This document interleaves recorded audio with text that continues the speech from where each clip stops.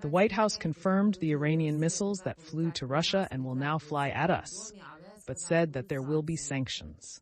How effective they are is a question. And of course, another large-scale attack on the territory of the Russian Federation. 9 regions, 144 drones.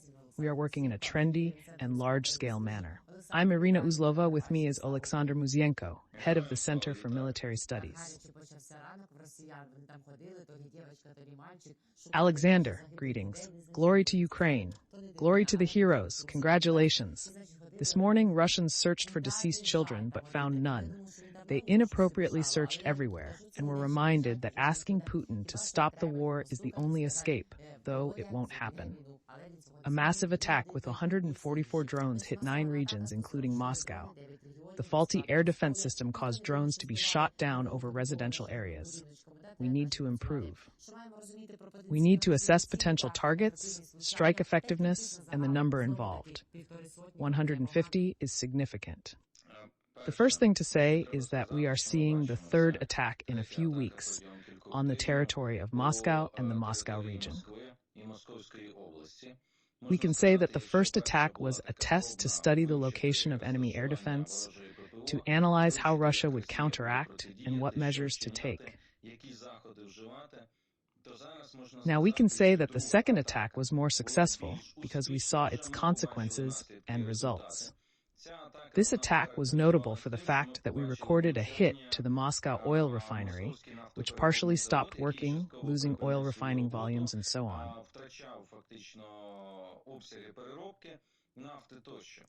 It was the 3rd attack, and Zhukovsky was in the crosshairs.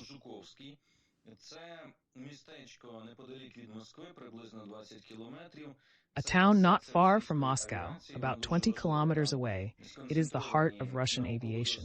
It is extremely important, with research institutes, training and flight centers, and training bases concentrated there.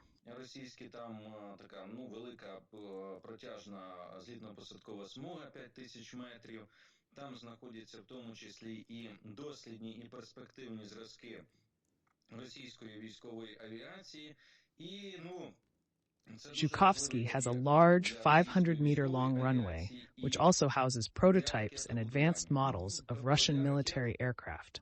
It is a critical facility for Russian aviation and missile engineering, in particular for anti-aircraft missile systems and air-to-air and air-to-ground missiles.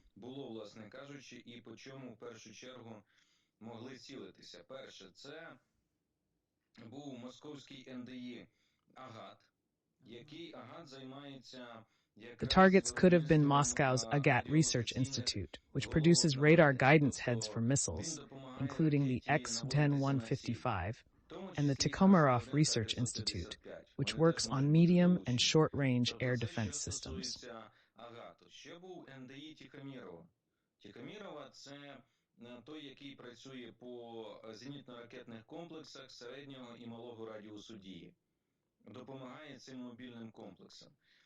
These are facilities of the military-industrial complex, not just enterprises or factories.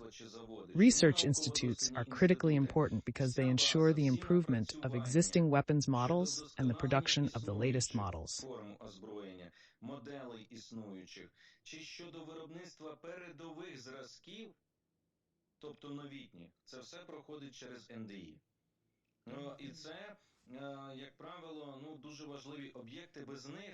Without them, no project can begin, which is then implemented at other enterprises. That's why Zhukovsky is an important target with more military facilities than civilian ones. It's good that drones are getting there. It's a great sign. In addition, another important facility was on fire in Tula.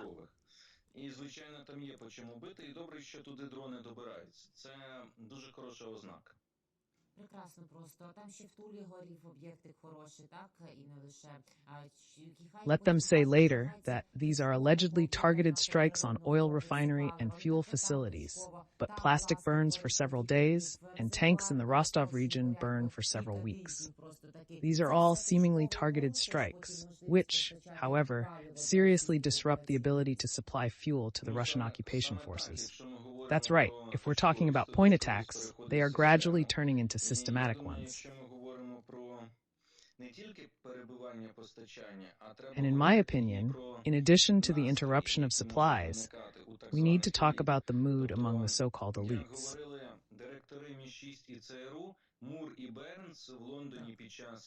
MI6 and CIA directors Moore and Burns reported in London that Russia is beginning to question Putin about the future.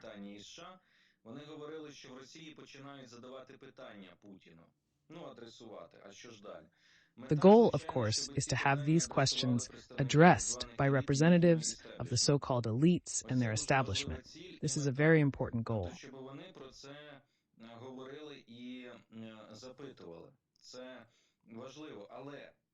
It's important that they talk about it and ask. Now imagine the situation. Moscow region, morning, 5, 6 o'clock.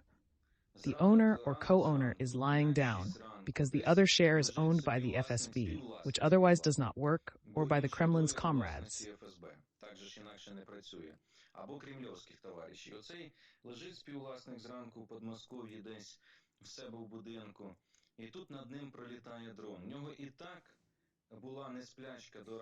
The co-owner, who spent a sleepless night, finally fell asleep in the morning, only to be disturbed by drones flying overhead.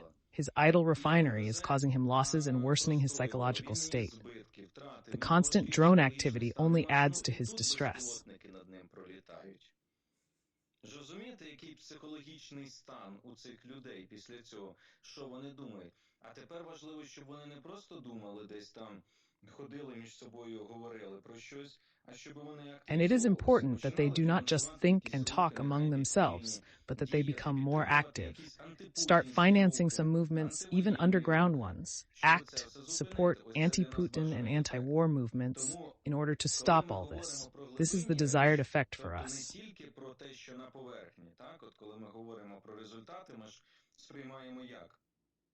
Ударили по НПЗ, молодці, ми всі радіємо, збитки Росія несе, а далі?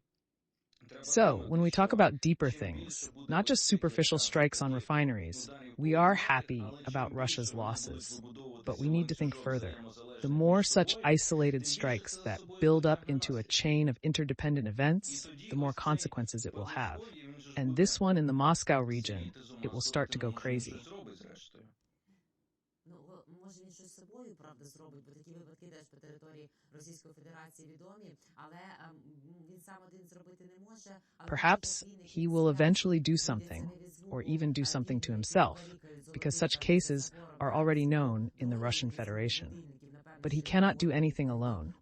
But if there are many people who do not sleep and wake up not from the sound of roosters, but from drones or alarms on old iPhones, then they may be able to do something more effective. We need to work towards this. Взагалі зараз треба розуміти, що, по-перше, для того, щоб It is important to understand that it is impossible to bring down a regime like Putin's as a lone hero. Without support, without a team, nothing will work.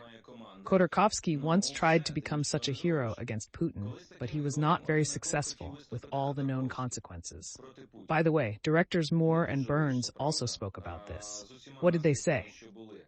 І тому, до речі, про це говорять, якраз і говорили і директори Мур і Бернс. Що вони кажуть? Burns says that the Russian repressive machine, Putin's, is still strong. Putin can easily, when they are alone, intercept them, throw them all into the newest gulags created by his regime, and the issue will be closed. But when it comes to uniting and creating horizontal ties, using the method of various organizations that exist and are funded, this is another matter. І, скажімо, створення мережі горизонтальних зв'язків за методом різних організацій. Is it possible to achieve results using only civilian methods and protests, which we are used to? I think not. It will be difficult to do without violent scenarios, at least such protests as in France, where we know that cities are burning and being destroyed. And here's the question. Walk down Patriarskaya or Arbat, and then what? Цивільних акцій протесту, скажімо так, я думаю, що ні. Обійтися без якихось силових сценаріїв буде важко.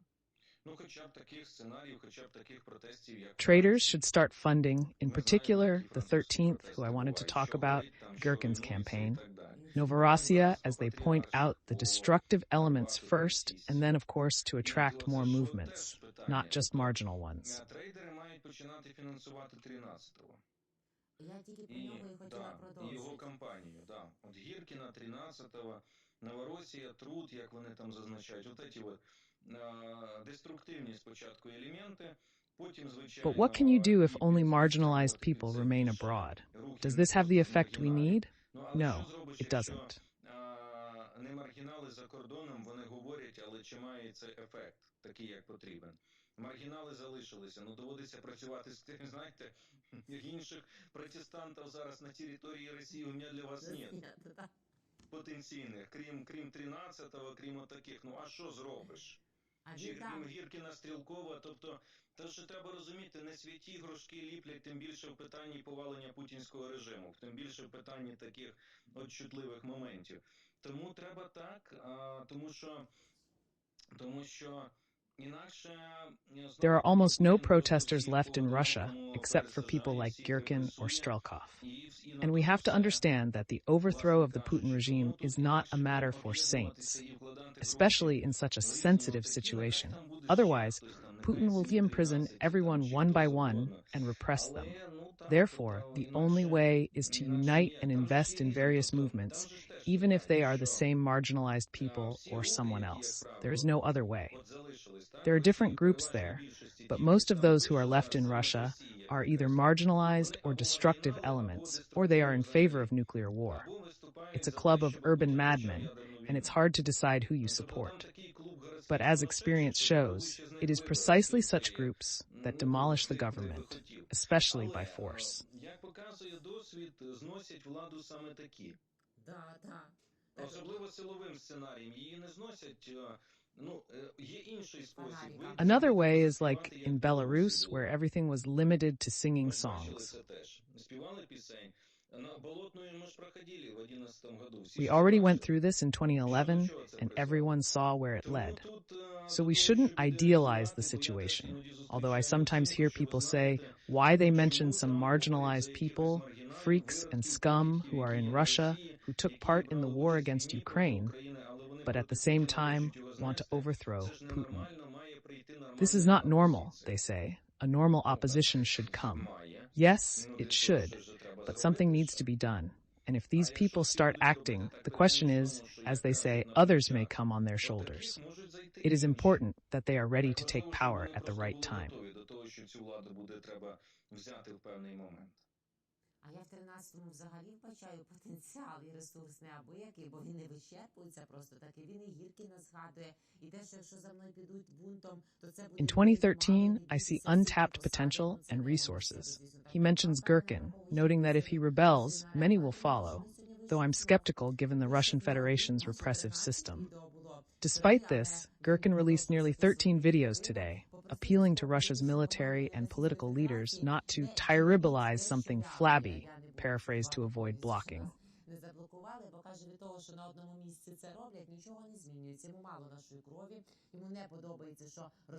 He says that this does not change anything.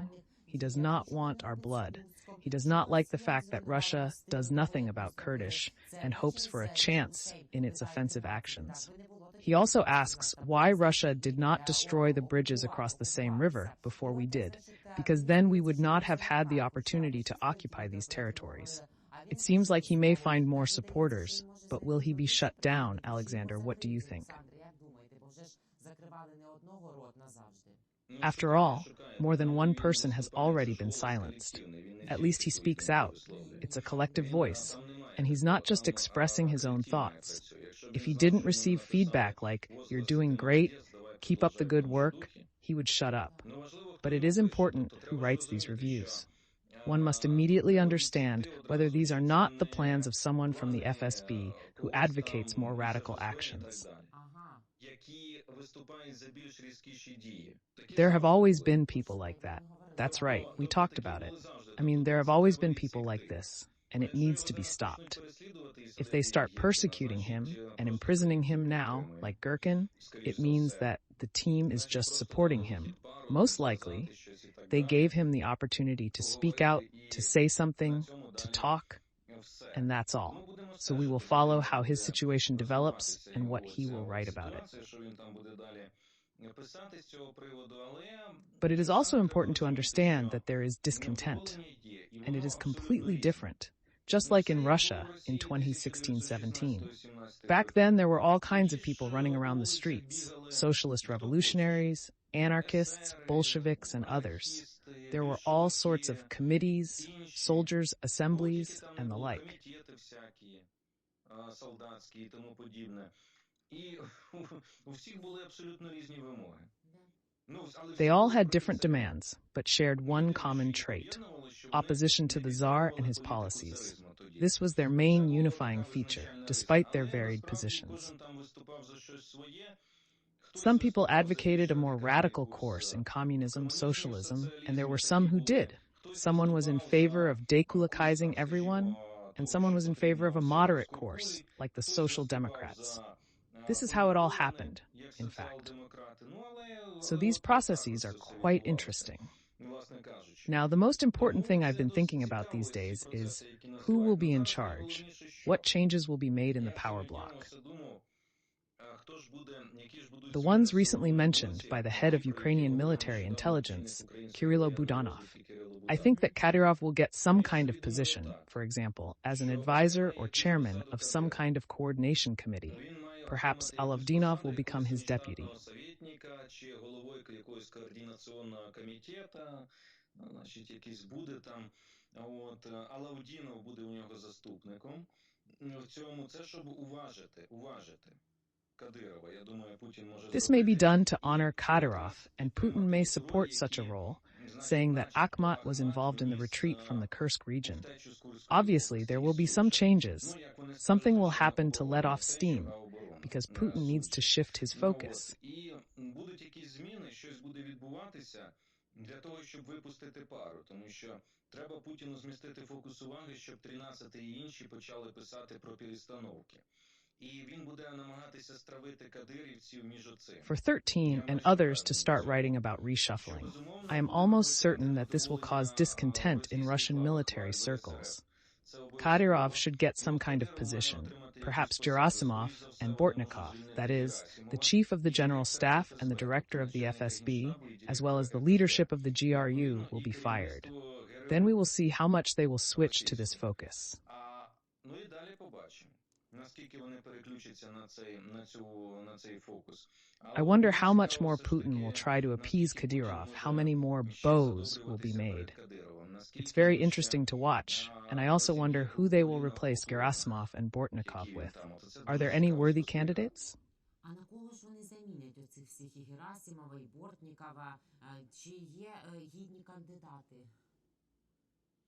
No, of course there are plenty of candidates. Ну, конечно, ну що ж, кандидатур хватає, то ж столько ж The fatherland cannot cope on its own. I will say that we discussed this because Putin is forming a new elite around him. He needs to change the situation. He will start pulling up the so-called heroes of the World War II. And the thing is that he needs to get this demon out of the people as he sees it, to show them that, first of all, to show them that, look at the social elevators.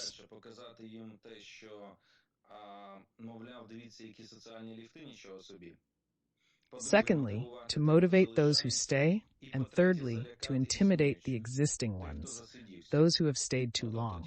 That is, those who have been there for a long time should see how dramatically the situation can change.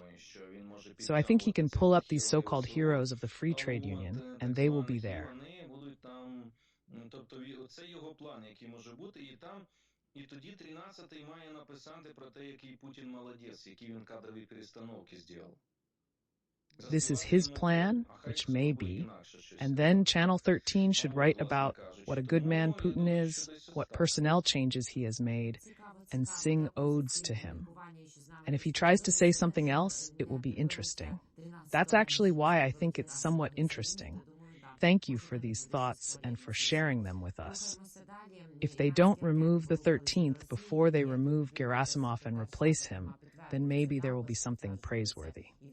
Iranian missiles are reportedly heading to Russia, as confirmed by Secretary of State Antony Blinken and Western media. The number and targets of these missiles remain unclear. The U.S. has promised consequences and sanctions, but their effectiveness is uncertain.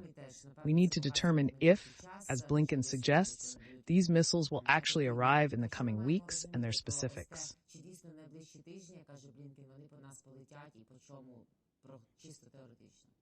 Theoretically, there should be no illusions that they won't fly.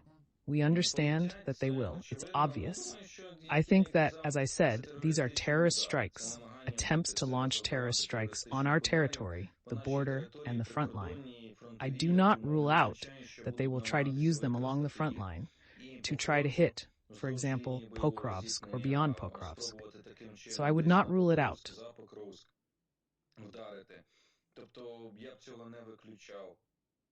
And of course, the attempts to demoralize the civilian population,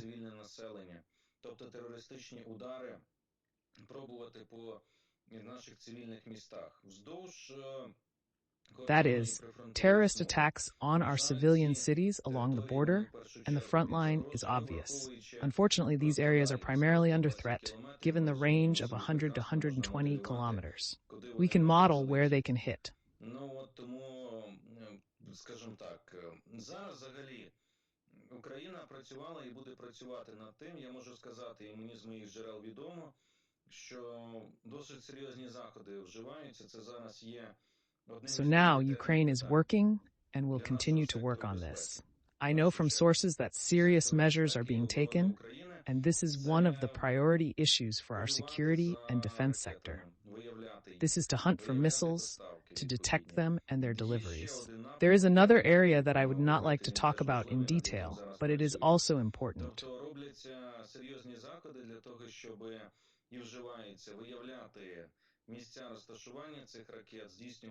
Serious measures are being taken to identify the locations of missiles and to actively hunt for them.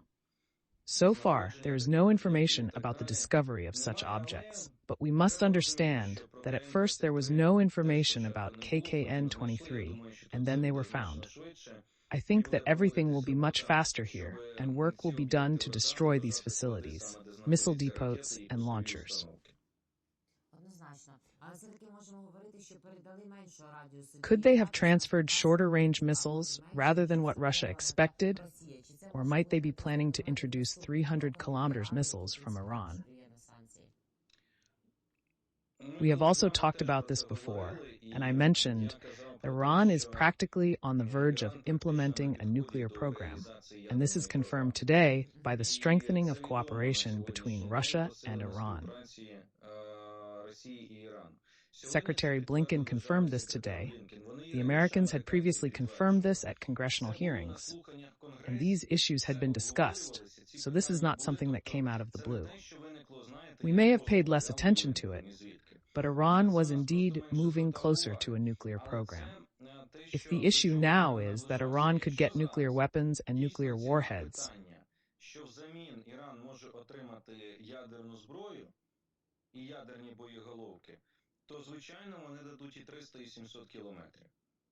then of course they can provide missiles with a range of 300 or 700 kilometers, if this is a condition. If the price of the issue is not that high and there are circles in Iran that do not support the transfer of Russian aid and missiles, the situation may remain on hold while Western negotiators try to reach an agreement through intermediaries.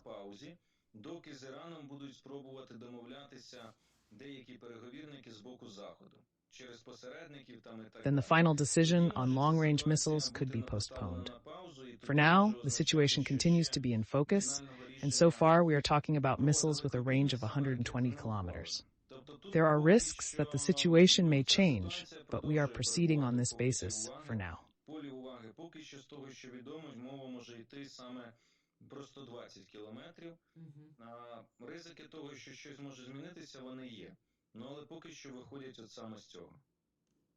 Alexander Shoigu appears publicly, but despite ongoing purges, he remains in place.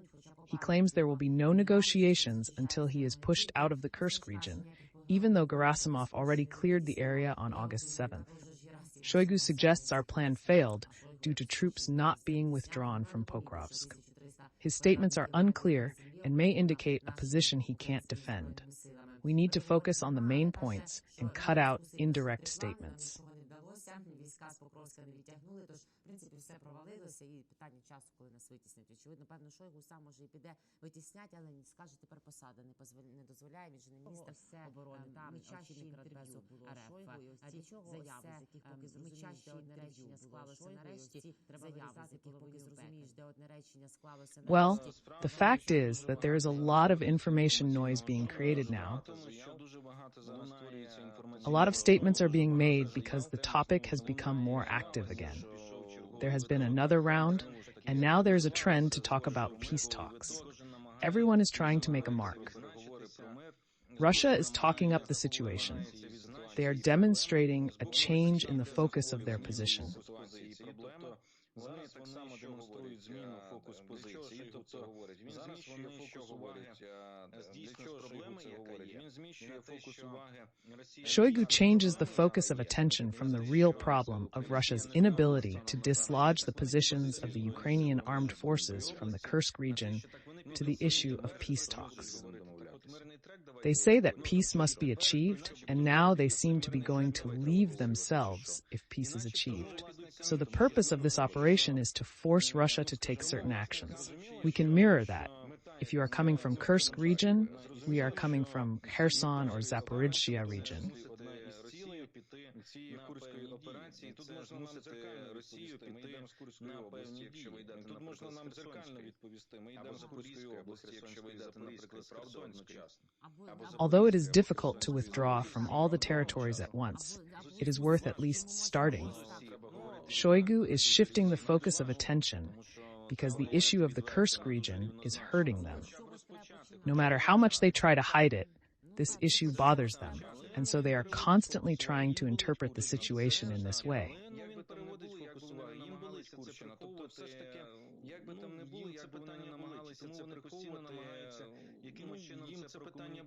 To divert attention from the real problem. Alexander, in conclusion, I think we will end on a victorious note. Perhaps it will sound in this composition, which already resembles an endless siren. This Friday, U.S. Secretary of State Antony Blinken will announce in Kyiv the authorization of long-range ATACMS missiles for strikes on Russian territory, according to Axios journalist Julie Grace Brufke and Chairman Michael McCall. 2 days ago, McCall said Blinken, along with his UK counterpart, will visit Kyiv to inform them that strikes on Russia with ATACMS missiles will be permitted. To help, so to speak? Absolutely. We are waiting, because the information that is available is still contradictory and optimistic, and not very optimistic that such a decision will be made. We have discussed this specifically with regard to the 165-kilometer range of missiles, the Mesa attack, with a cluster warhead 165 kilometer deep into Russia. This is precisely the response to the 120 kilometers that Iran has given us. That is something like this, but there may be a further, let's say, curve towards the fact that it will be 300 kilometers. Set.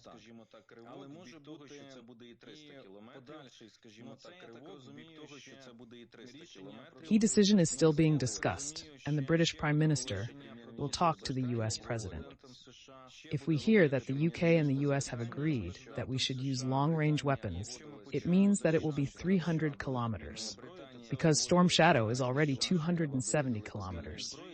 Accordingly, we understand perfectly well that this will mean ATACMS at 300 kilometers.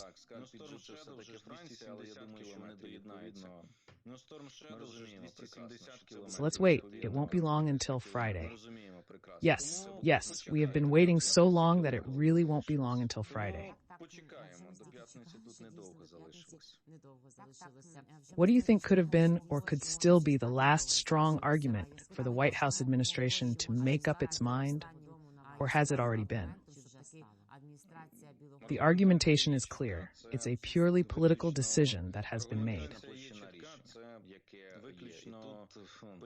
It's difficult to predict, and there are many arguments. Alexander, thank you for your time, arguments, and explanations. They greatly aid our work and help our viewers understand the Russian-Ukrainian war better. Thank you. See you soon. Thank you. Oleksandr Musienko, head of the Center for Ukrainian Studies. Friends, thank you for joining us. Please leave your comments and subscribe to Oleksandr Musienko's YouTube channel. Also on YouTube, Zahidna TV on the 24th. We are glad to see each of you. Take care of yourself, believe in the armed forces of Ukraine. See you, and we will win.